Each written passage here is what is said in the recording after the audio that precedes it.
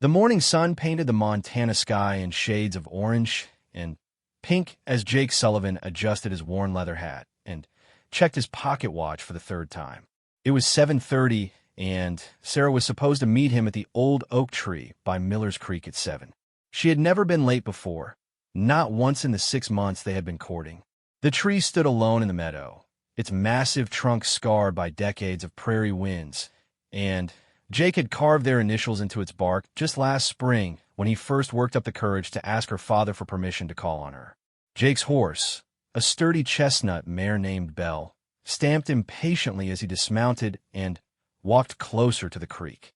The water bubbled over smooth stones, creating the same peaceful sound that had accompanied their conversations during their Sunday afternoon walks. Sarah loved this spot. She would often bring her sketching pad and draw the wildflowers that grew along the bank while Jake talked about his dreams of expanding his small ranch and maybe starting a family someday. Her laugh would echo across the meadow when he got nervous and stumbled over his words, but it was never mean-spirited. Sarah had the kindest heart of anyone he had ever known. The Sullivan Ranch wasn't much to look at yet, but Jake had big plans. He had inherited the land from his uncle 2 years ago, along with a small herd of cattle and a determination to make something of himself. At 26, he was older than most of the other young men vying for Sarah's attention, but he made up for it with steady work and genuine affection. Sarah's father, old Tom Mitchell, owned one of the largest spreads in the territory, and Jake knew he had to prove himself worthy of his daughter's hand. By 8 o'clock, Jake's worry began to gnaw at him like a persistent ache. Sarah was the most punctual person he knew. Her mother had raised her to be a proper lady, always on time and never one to leave others waiting. Something was wrong. He could feel it in his bones the same way he could sense when a storm was brewing on the horizon. The wind had picked up, carrying with it the scent of dust and something else he couldn't quite identify. Jake rode hard toward the Mitchell Ranch, his mind racing with possibilities. Maybe Sarah had taken ill during the night. Maybe her father had forbidden her to see him for some reason. Maybe she had simply forgotten, though that seemed impossible given how excited she had been when they made their plans just 3 days earlier. She had been practically glowing when she told him about the new dress her mother had ordered from back east, and how she couldn't wait for him to see it. The Mitchell property sprawled across several thousand acres of prime, grazing land. The main house was a 2-story structure built from local timber, with a wide front porch where Sarah's mother grew her prized roses. Smoke should have been rising from the chimney at this hour as the family prepared breakfast, but the house looked strangely quiet. Jake's unease deepened as he approached the front gate. Tom Mitchell emerged from the barn, his face grave and his usual friendly demeanor replaced by something Jake had never seen before. The older man's clothes were disheveled, and there were dark circles under his eyes as if he hadn't slept all night. His hands shook slightly as he walked toward Jake, and his voice was hoarse when he finally spoke. "Jake, boy, I'm glad you're here," Tom said, removing his hat and running a weathered hand through his graying hair. "We've got ourselves a real problem. Sarah and her mother left yesterday morning to visit her aunt in Deadwood. They were supposed to return by evening, but they never came back." The words hit Jake like a physical blow. Deadwood was a 2-day journey by wagon under normal circumstances, but it could be dangerous country, especially for 2 women traveling alone. There were reports of bandits in the area, not to mention the possibility of getting lost or having trouble with a wagon or horses. Wild animals were another concern, though attacks on travelers were rare. Did they take the usual route through Bear Creek Pass? Jake asked, his mind already forming a plan.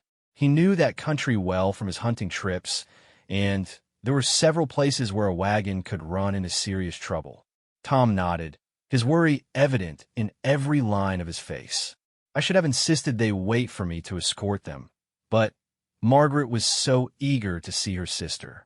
The baby's been sick, and she wanted to help. I thought they'd be safe enough with a shotgun, and Sarah's good sense with the horses." Jake was already turning Belle back toward the road. "I'll find them, Mr. Mitchell. I know that territory better than most, and Belle's got good stamina. If they're in trouble, I'll get them home safe. Jake rode out within the hour, his saddlebags packed with supplies, and his rifle secured in its scabbard. Tom Mitchell had given him a detailed description of the wagon and team, along with a rough timeline of when they should have reached various landmarks along the route.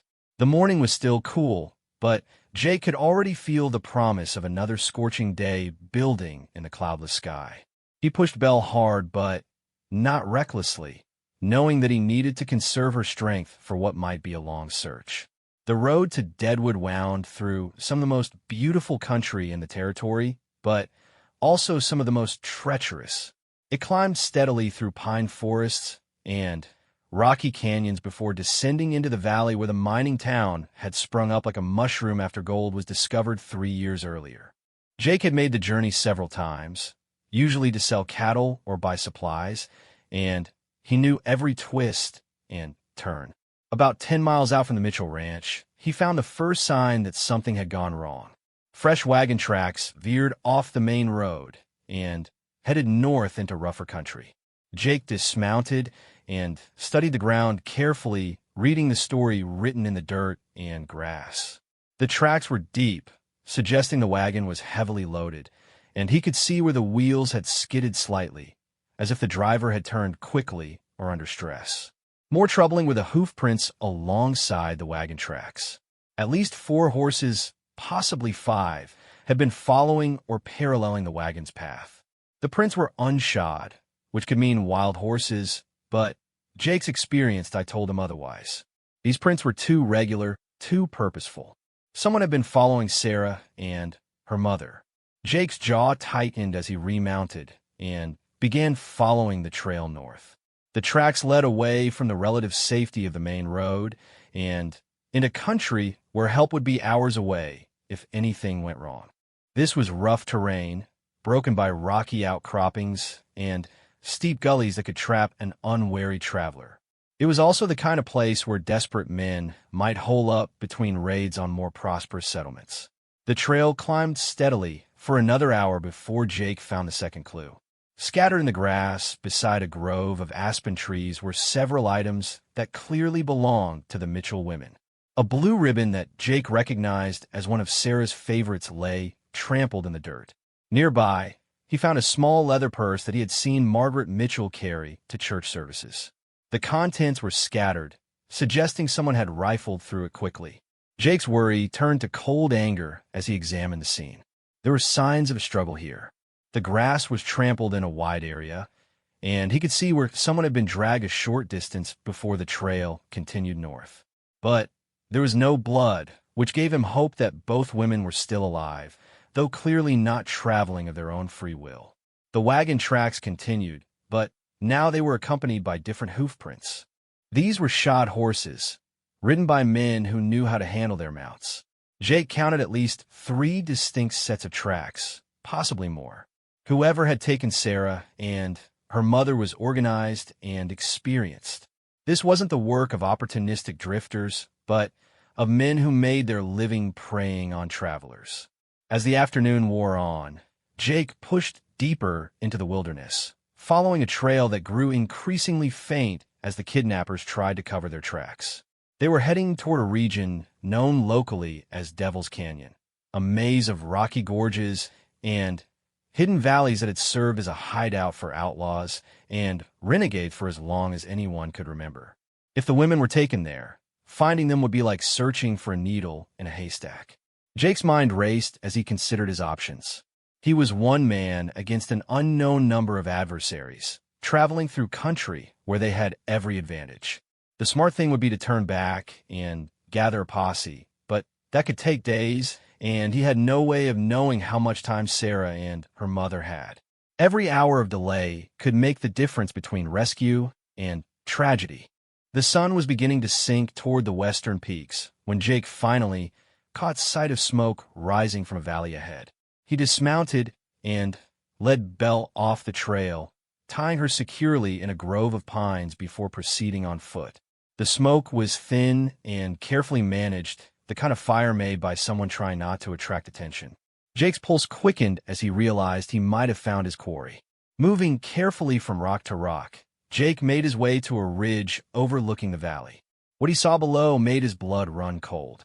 A rough camp had been set up beside a small stream, with several men lounging around a carefully banked fire. The Mitchell wagon sat nearby, its contents scattered on the ground.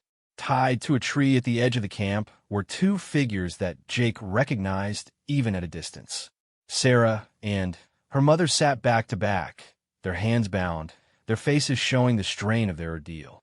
Jake counted 5 men in the camp, all armed and alert. They had chosen their position well, with clear views of the approaches and plenty of cover among the rocks and trees. Getting close enough for a rescue attempt would be nearly impossible without being spotted, and Jake knew that any confrontation would put the women in mortal danger.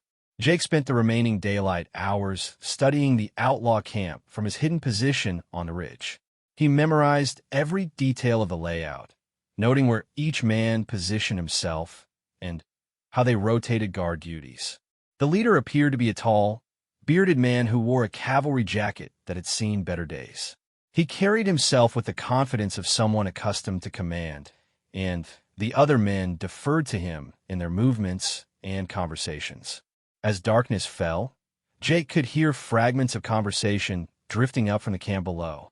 The outlaws were discussing their plans for the women, and what he heard made his stomach turn. They intended to demand ransom from Tom Mitchell, but they also spoke casually about what might happen if the money didn't arrive quickly enough. These were hard men who viewed Sarah and her mother as nothing more than commodities to be traded or disposed of as circumstances dictated. Sarah sat quietly beside her mother, her back straight despite her obvious exhaustion and fear. Even in the dim firelight, Jake could see the determination in her posture that he had always admired. She was scared but not broken, and Jake knew she would be watching for any opportunity to escape or help herself and her mother. Margaret Mitchell appeared more fragile, her head resting against her daughter's shoulder, but she too remained alert to their surroundings. Jake knew he needed help, but he also knew there wasn't time to ride back for assistance. The outlaws were planning to move deeper into the canyon system at first light, taking their prisoners to a more secure location where rescue would be virtually impossible.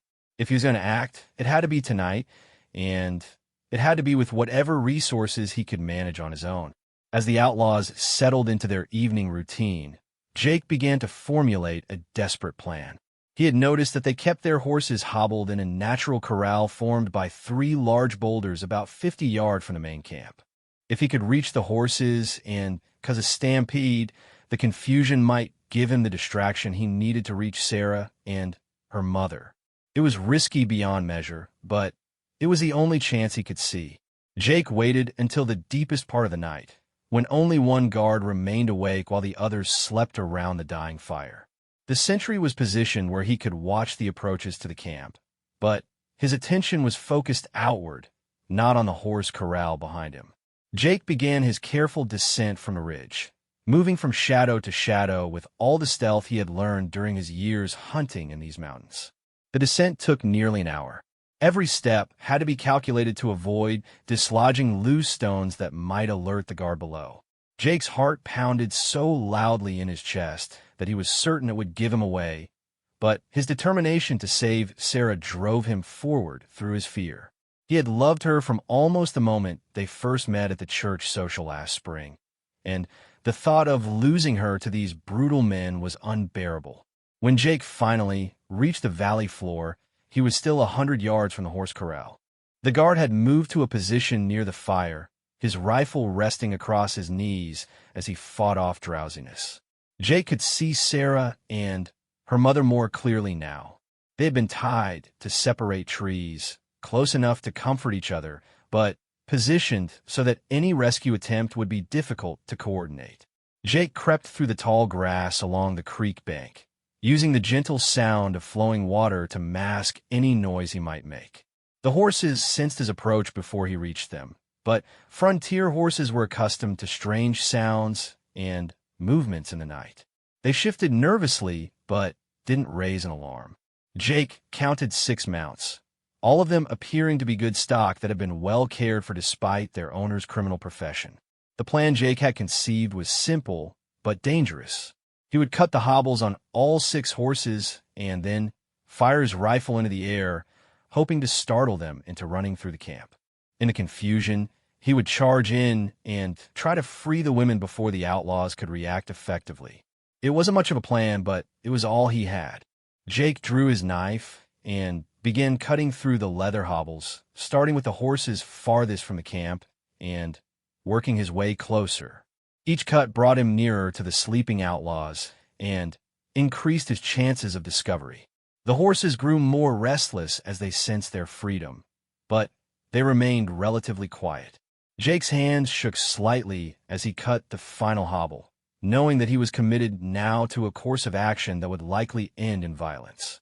Taking a deep breath, Jake raised his rifle and fired a single shot into the air.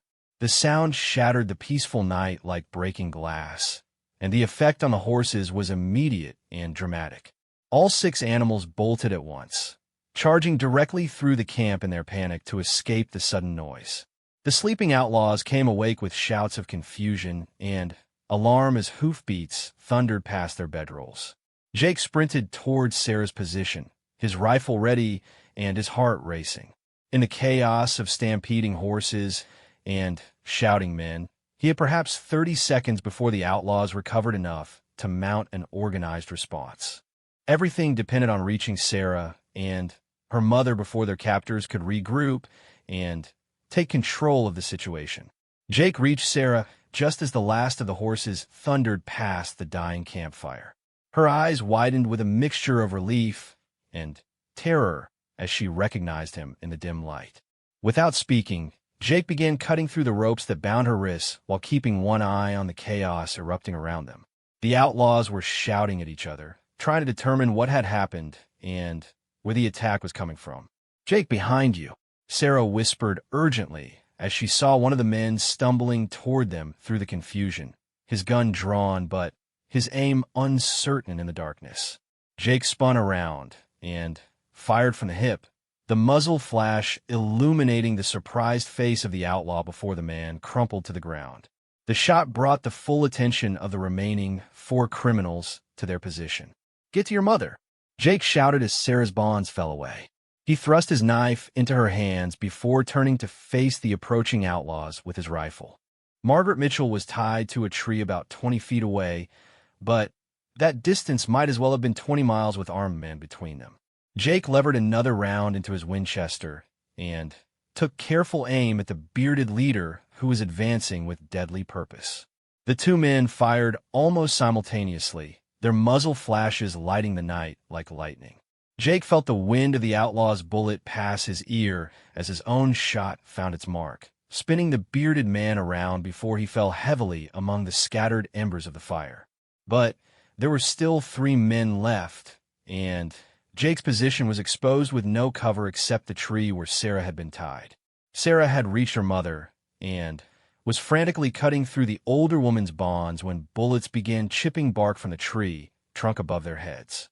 Margaret Mitchell was barely conscious, weakened by the ordeal and unable to move quickly even once she was freed.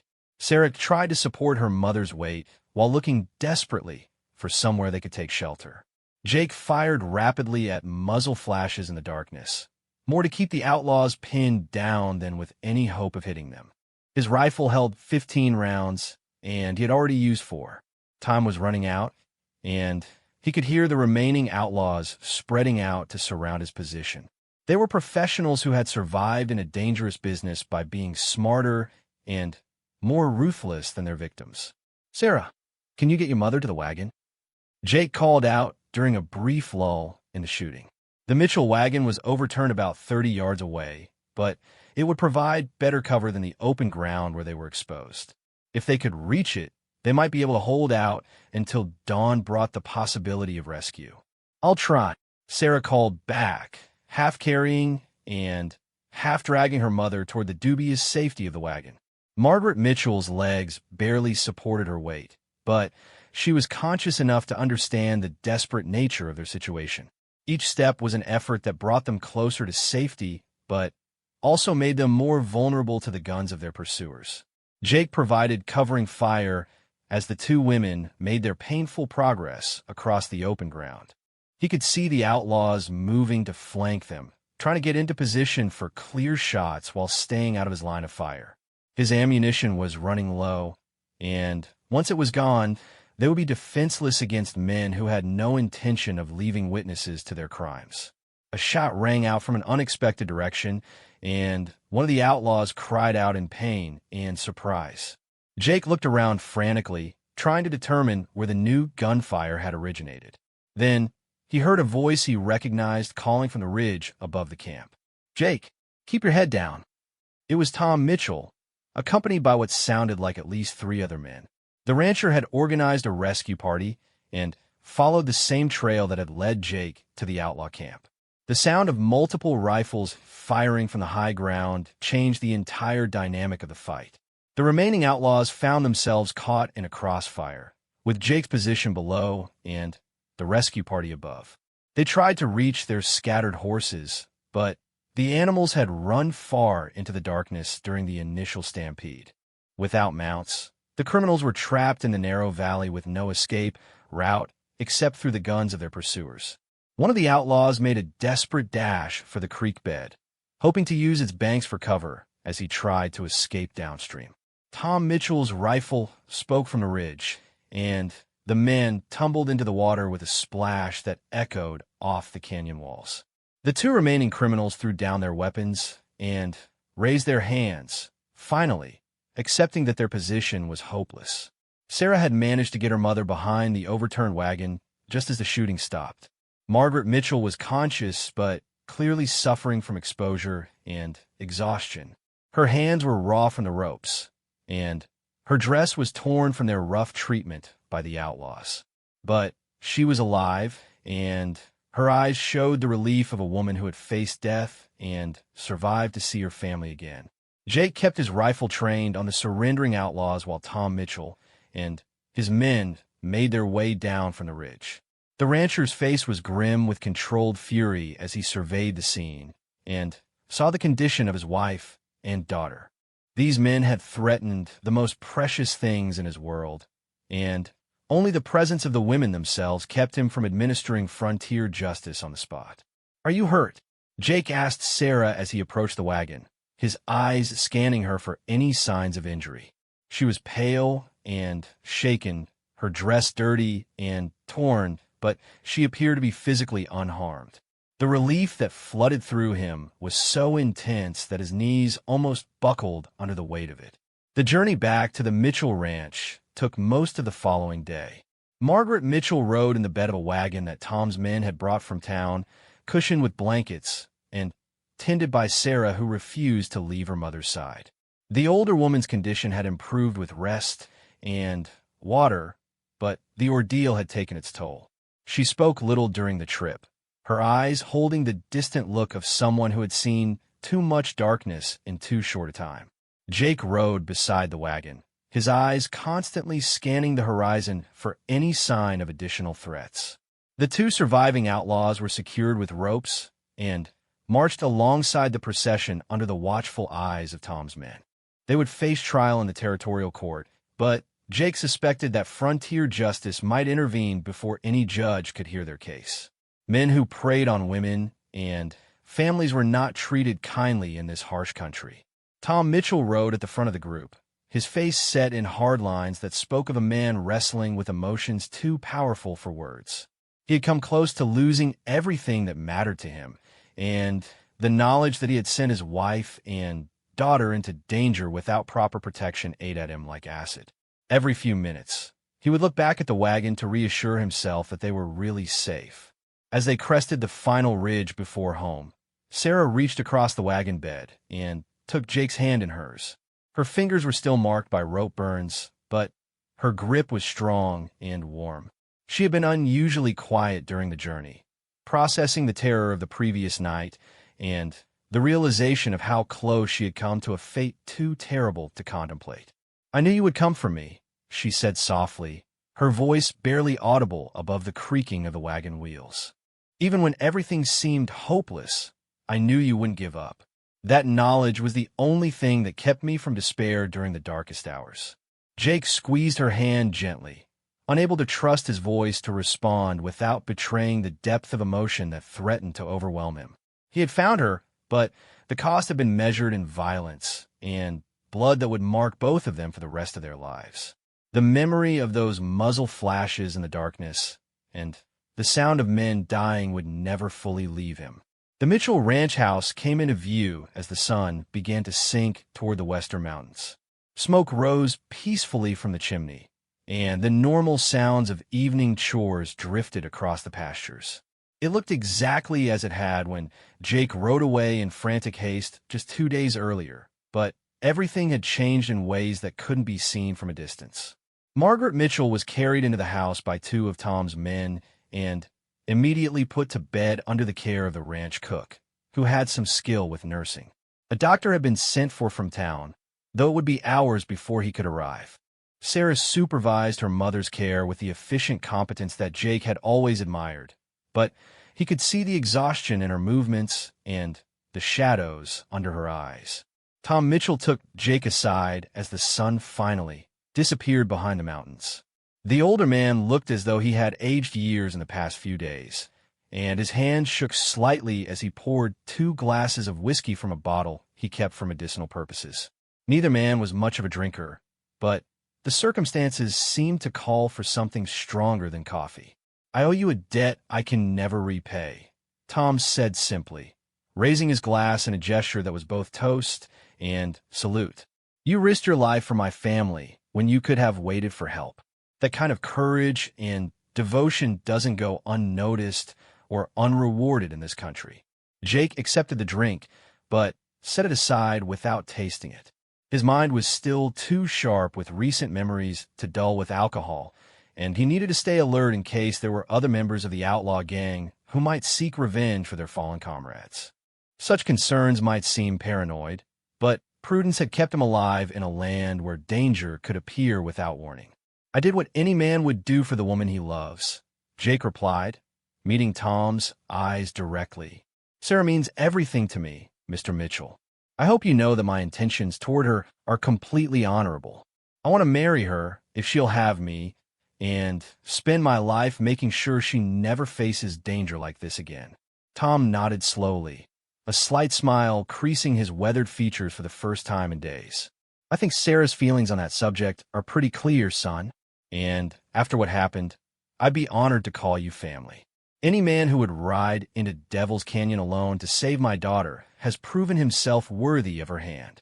The doctor arrived near midnight, a grizzled frontier physician who had seen every kind of injury and trauma that the territory could inflict. He examined Margaret Mitchell thoroughly and declared that while she was suffering from exhaustion and shock, there were no serious physical injuries.